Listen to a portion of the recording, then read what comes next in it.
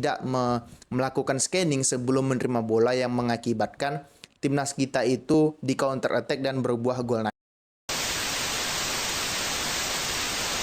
Indonesia harus puas berbagi poin dengan Filipina di lanjutan kualifikasi Piala Dunia 2026 yang mana Indonesia turun dengan formasi 5-3-2 atau 3-5-2 yang menurutku sebenarnya nggak cocok dengan formasi kita. Seharusnya kita bermain 4-3-3 atau 4-2-3-1 dengan lebih menyerang lagi, apalagi ini lawannya Filipina. Kasarnya secara permainan seharusnya kita di atas mereka, cuman Sintayong memiliki pendapatnya sendiri atau pemikirannya sendiri begitu.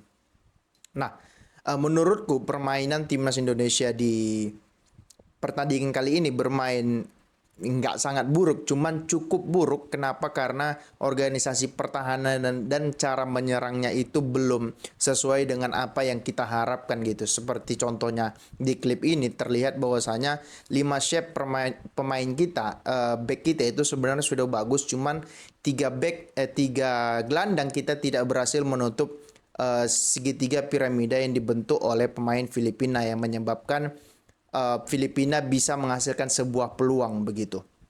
Nah, hal-hal yang seperti inilah yang harus dikurangi oleh pemain-pemain kita, bukan karena kita menganggap remeh Filipina, walaupun ya hal-hal seperti itu juga belum tentu gol. Iya benar, cuman kalau hal seperti ini terus dibiarkan akan menjadi bumerang untuk kitanya juga gitu loh, karena ya bagaimanapun ya sepak bola itu pada saat di lapangannya 50-50. Kita nggak tahu kapan menang, kapan juga kalah kayak gitu loh, ngerti nggak?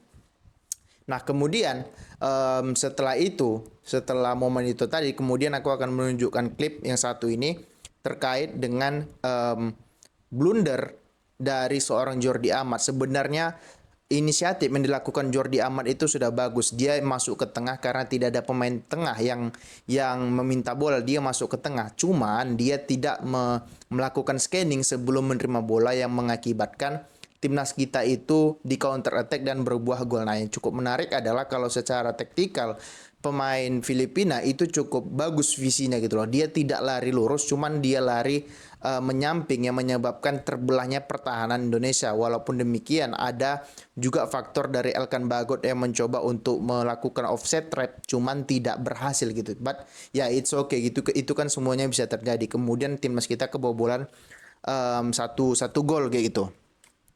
Nah, seharusnya dengan kebobolan satu gol seharusnya kita menyerang, cuman nggak menyerang juga. Artinya masih tetap aja pemain tengah itu tidak banyak yang membantu pertahanan ataupun membantu penyerangan. Artinya ya sisi positifnya, kalau kita mau bicara sisi positifnya, kita bisa dibilang cukup jarang melakukan long ball. Kita bermain dari bawah, walaupun memang kreativitas itu tidak ada di lini tengah gitu. Kemudian bicara egoisme pemain, ada momen di mana Rafael Struijk seharusnya itu bisa passing ke Sadil Ramdhani di sebelah kanan. Kemudian mungkin Sadil bisa melakukan cutback kepada Witan Sulaiman yang sudah ada di kotak penalti. Cuman dia tidak melakukan yang namanya passing kepada Sadil Ramdhani. Dia hanya shooting dan ya bola itu hilang begitu aja ya. Nggak bisa salahin dia juga. Dia masih muda, umur dia masih berapa? Masih 21-22 tahun juga. Nggak bisa kita salahkan visi dia kayak gitu loh. Nah, kemudian kalau kita lihat lagi di proses gol Indonesia sebenarnya itu cukup bagus gitu loh. Kambuaya itu loh mengapa kalau aku pribadi lebih suka pemain yang namanya Kambuaya daripada pemain yang namanya itu Mark Locke. Kalau Mark Locke menurutku visinya itu kurang, cuman memang dia stamina-nya kuat, bagus, lebih banyak otot lah. Kalau Kambuaya kan bukan tipe pemain yang ngotot, bukan tipe pemain yang sprinter seperti Mark Locke, lebih kepada pemain yang stylish di belakang striker, lebih kepada pemain yang tidak egois, walaupun memang dia tidak memiliki sprint yang kencang seperti Mark Locke gitu. Seperti di video kali ini terlihat bahwasanya dia tidak egois, dia kemudian passing kepada Sadil Ramdhani yang sudah berada di posisi kosong gitu. Yang aku suka dari gol ini adalah syutingnya itu ke atas bukan ke bawah kayak gitu. Ini syuting yang cukup bagus. Itu mungkin kalau bolanya ke bawah, mungkin aja itu mungkin dapat ketepis sama Neil Etheridge gitu ya. By the way, Neil Etheridge ini sudah pernah main di Liga Inggris walaupun timnya degradasi di musim berikutnya kayak gitu. Nah, Kemudian lagi yang menjadi perhatian adalah kenapa Sintayong itu tidak memainkan Arhan itu dari pertama dan malah memainkan Patinama. Patinama ini jelek ya enggak juga, cuman pada saat pertandingan Irak dia selalu dibombardir oleh para pemain lawan gitu loh. Ya, seharusnya menurutku memang Arhan secara bertahan memang dia kurang, cuman secara menyerangkan dia berani nusuk ke dalam.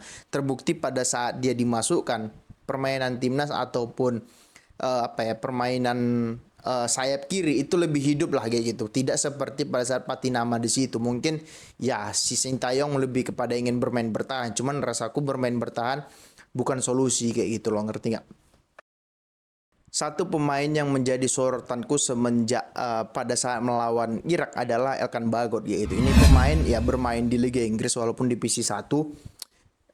Gini, kelebihan Elkan Bagot itu adalah dia memiliki sebuah passing ataupun passingnya itu bisa dibilang ya 70-80% akurat. Dia passing pendek, tidak seperti pemain-pemain kita yang melulu harus melakukan long ball. Cuman permasalahan dari Elkan Bagot itu adalah dia lelet, tidak cepat, tidak secepat Rizky Ridho ataupun Sandy Walsh gitu. Dia lebih lelet dan kemudian banyak momen-momen dia melakukan kesalahan, seperti pada saat ada momen di mana pemain kita itu 3 melawan 3 kena counter attack tapi dia telat untuk turun dan ya dia malah melakukan kesalahan dan untungnya itu tidak berbuah gol kepada Filipina gitu. Tapi ini oke, nggak masalah. Dia masih umur berapa? Masih 21 atau 22 tahun ya. Kalau di Liga Eropa mungkin lebih mirip-mirip kayak Gvardiol lah. Gvardiol kan ya passing dia bagus, cuman ya secara speed dan juga secara visi dia